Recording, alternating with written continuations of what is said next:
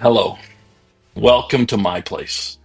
I'm Pastor Corey. We're going through Romans chapter 5 right now, and I want to take us to verses 3 to 5. And it says this, and not only this, we also exult in our tribulations, knowing that tribulation brings about perseverance, and perseverance, proven character, and proven character, hope.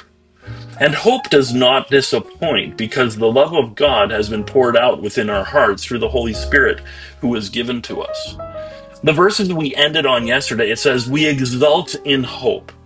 And this one says, and not only this, but we exult in our tribulations. So what do you mean we should exult in tribulations? A lot of people call grace preachers. They dismiss trials and tribulations. They say that with enough faith, we won't go through stuff.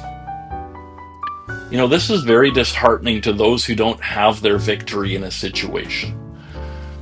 I'm going to take the examples of the far end of the faith movement. When we were in West Virginia, we didn't have to go far to find a snake handling church. Yes, they do exist. These people believe that with enough faith, you can be worshiping God and then grab onto a poisonous snake, and even if it bites you, God will protect you from the poison in it. In this kind of setting, however, what do you tell those who died in the middle of worship?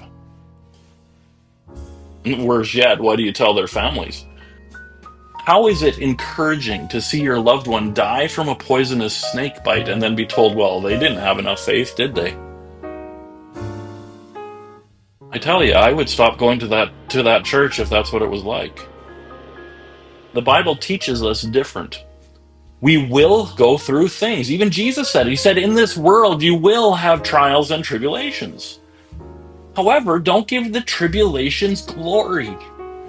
Too many people rejoice for going into the tribulations and can't wait for the next one. I would rather rejoice in the second part of the verse. It says, but take heart, I've overcome the world. And I would rather rejoice that God has made me more than a conqueror and that I will overcome through all of the trials and tribulations.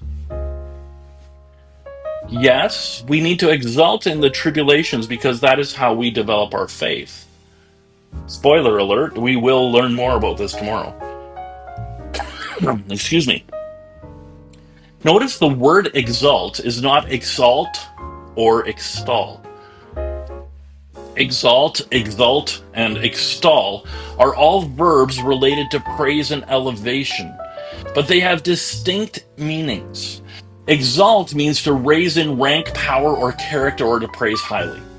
Exult means to show or feel triumphant joy, often expressed with outward signs of happiness. Extol means to praise enthusiastically or to glorify.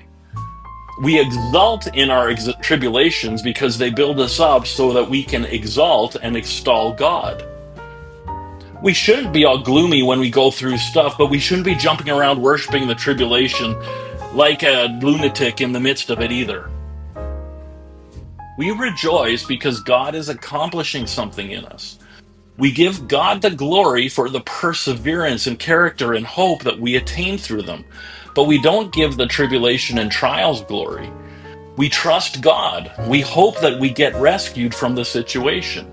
And that hope is what brings our faith. Faith is the substance of things hoped for. It is the assurance of those things.